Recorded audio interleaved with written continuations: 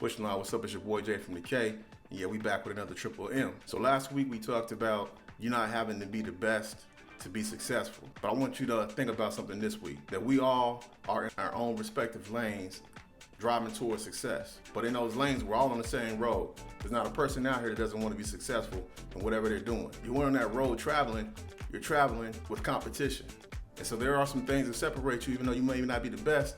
We talked about some of those things that you do have to have in order to be successful in your own right. But then we also got to keep in mind that in the marketplace is competition. And so what's going to separate us from the other competition? Well, the thing that's going to separate us is understanding that poor productivity produces poverty. And so you're going to have lack in your life if you are not being productive. So just imagine yourself being on the road, on the highway, going somewhere, you're trying to reach your destination, and other people riding on that same road are trying to make it to that same destination. Someone's gonna get there before another person. Some people will arrive faster, some people it's gonna take them a little bit more time. So it's just like in life. Some of us mature faster than others do. Some of us get our stuff together before somebody else does. Somebody else figures it out before someone else does. No one gets on the road and has all the information that they need. Nobody has all the knowledge that they need from the rip. It takes some time to produce. It takes some time to grow and to develop. For those that arrive at success sooner than others, sometimes the one thing that separates them is productivity. One person has a lot more downtime.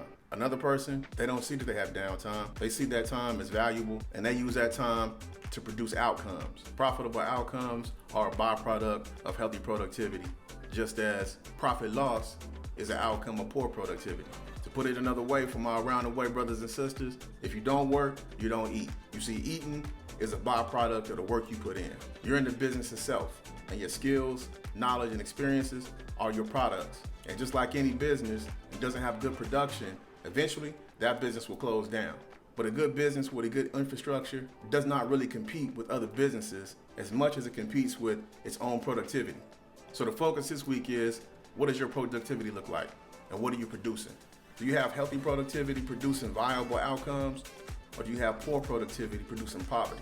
Now, when I'm talking about profit, productivity, poverty, I'm not talking about C-notes. What I'm talking about is outcomes that produce a prosperous, abundant life. There's an old saying that says, if you give a man a fish, he'll eat for a day. If you teach a man how to fish, he'll eat for a lifetime. So are you productive in a way that you are creating a life, or are you just living for the moment? Let me ask it this way. Are you trying to make a living, or are you trying to make a life? So this week, think about that. Analyze your productivity. Ask yourself, are you producing anything meaningful, or are you squandering your time?